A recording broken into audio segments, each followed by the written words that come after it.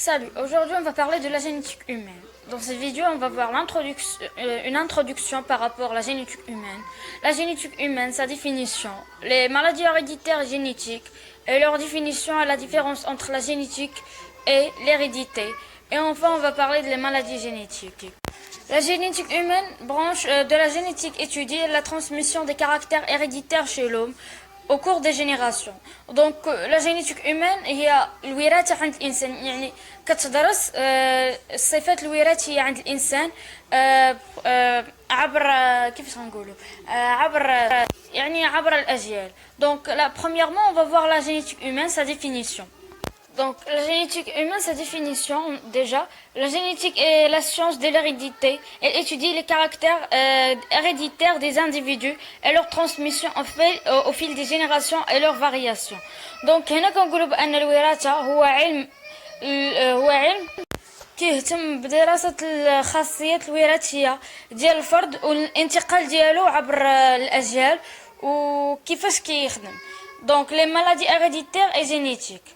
Leur définition. Une maladie génétique est une maladie due à un ou une plusieurs chromosomes qui entraîne un défaut de fonctionnement de certaines cellules de l'organisme.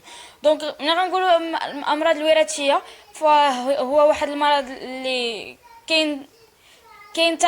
كيكون بلي كروموسوم اللي كيديروا واحد الخلل في الفونكسيونمون ديال لي سيلول دو لورغانيزم، يعني انهم كيديروا خلل في الخلايا. Donc la différence entre la génétique et l'héréditaire. La génétique et l'hérédité sont étroitement liées, mais ce qui est génétique n'est pas forcément héréditaire.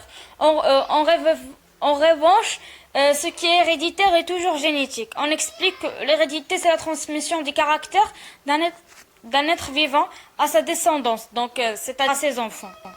Et bien enfin, on va voir les maladies génétiques. Donc parmi les principales maladies génétiques, la mycovidose, c'est une maladie du système respiratoire et digestif, qui en arabe l'hémophilie, c'est les déficits de la coagulation sanguine. En arabe, c'est dit l'hémophilia. La myopathie de chaîne maladie neuromusculaire. Donc j'espère que vous avez reçu des informations suffisantes et on remercie notre prof de SVT.